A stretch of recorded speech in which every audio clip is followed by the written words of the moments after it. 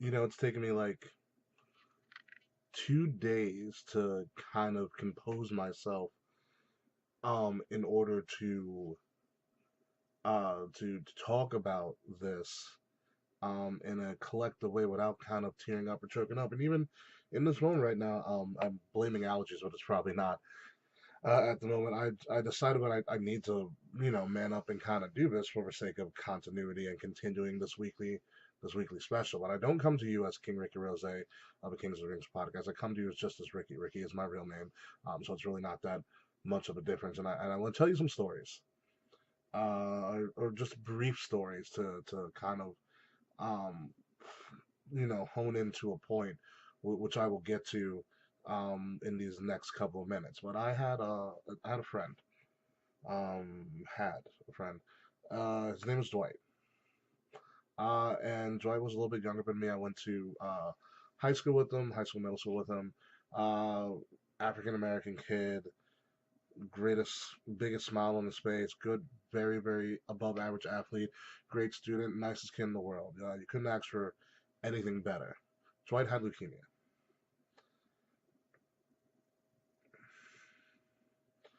Dwight lived till, I want to say 22, 23. He had just got out of college. It was in remission.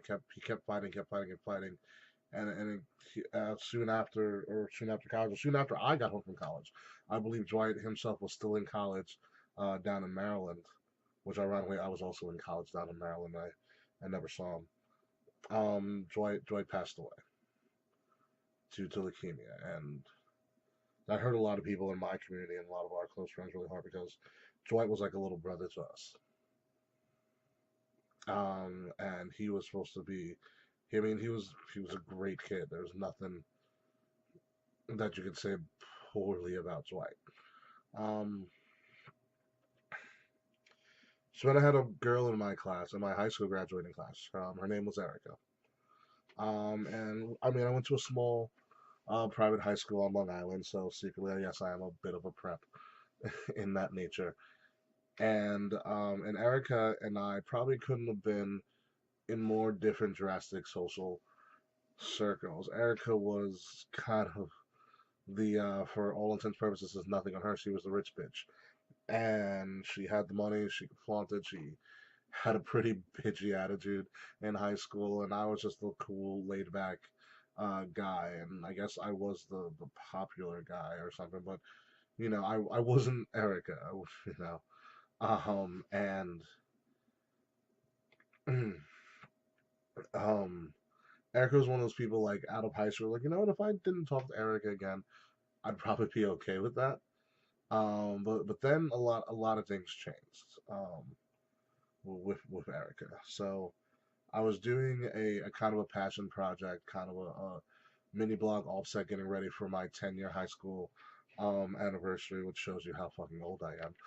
That was like a year or so ago now, where I started planning it, right before WrestleMania 32. Because I wanted to give myself time to do it, but I never really finished it. And one of the people I interviewed was Erica. Um, it's people change sometimes after high school, sometimes for the better, sometimes for the worse, and maybe they just become who they were actually meant to be, down the road. So I was able to get in contact with Erica again, um, and I was able to, go to her house. She was still living with her parents, like most of us still are. She was still living with her parents. I had dinner with her family. I caught up with her brother, who was a high school football teammate of mine. And Erica and I got to talking. I was doing a blog, like I said, for my high school reunion and trying to see where people were in life. And Erica finally went public during that interview, um, with me, which I still have the audio for here somewhere. She finally went public and told the world that ever since she was a junior in high school, she had been fighting cancer, brain cancer. And, you know, and she said it and she talked about it, and she was okay with talking about it. She talked about everything from chemo to her hair falling out and how she was going to battle and how she has dreams in the future of having, um, of having a family and child, and she was going to go into real estate and start selling houses because Erica's a fashionista and she liked to, you know, uh, be creative in that way. And above all, she was also very supportive of what I was doing. I'm trying to keep the class together. She always gave me words of encouragement and things like that. And I was, I wished her happy birthday. We kept in contact here and there. And I was really hoping that she was going to show up to the 10-year reunion. And she didn't show up. It then didn't dawn on me until about mid-November, almost to mid-November, about 11 or so months ago. Erica passed away right before Thanksgiving. Hit everybody like a sack of bricks. It's kind of how um, it's kind of how what happened to Roman hit all of us in the wrestling community like a sack of bricks. Now, I had told you those two stories. I love Joy. I love Joy. Joy was a great kid. I didn't like Erica until later on in life. Found out, maybe she's not so bad after all. And that's kind of the Roman Reigns limit here. Like a lot of us in wrestling Twitter do not like Roman Reigns the character, but Roman the person. From what I've heard, from what I've seen in interviews, people's homages to him in the past couple of days. Roman's an amazing person. From that unbelievable, heartfelt promo as Joe, as Joseph Anoa'i, not as Roman. Um, I like that version of him. And when he comes back from battling leukemia, I really hope to see a lot more of Joe than I do see of Roman. Cancer sucks.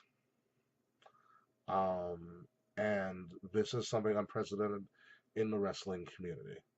We've always had these unexpected announcements of retirement, but we've never had an unexpected announcement of a wrestler potentially on his deathbed, if we're being honest. Roman may not come back from this. That's why it kind of stung really hard when Paul Heyman, who was a fucking brilliant man on the microphone and cut one of his best promos ever, said, "How am I going to tell my kids about this?" Because to be honest with you, as a child growing up as a wrestling fan, I never had my wrestling superheroes be like, "My name is Steven Williams. My name is Dwayne The Rock Johnson. My name is Mark Calloway." Come out in street clothes and say, "And I have cancer and I may die and never come back." That's never happened to us. We don't have kids from, the Ruthless Aggression era saying, "Hi," have their hero be like, "Hi, my name is John Cena and I'm going to die of cancer." This has never happened. I think that's why the outpour and the outcry of this is so big, and it transcends wrestling as a whole. It is a sports story. It's a pop culture story because yes, Roman Reigns is that popular. Roman Reigns is current pop culture at this moment. And no one wants to see somebody go in their prime like this ever. And like someone said on Twitter, first thing when Roman said he came out of leukemia, I was like, think about his child. What is he going to tell his child that he's going through right now? It's something to think about, something to harp on. And from on behalf of Kings of the Rings podcast, and of course from me, Roman, you don't know me, but my name is Rickie. I hate your character. I'm still gonna stand by that, but as a person, I don't want to see anything bad happen to you. Uh, Fight this. You can. You will. And we'll see you when you get back because I'm gonna miss booing your ass. My name is Rickie of Kings of the Rings podcast, and this has been Watch the Throne.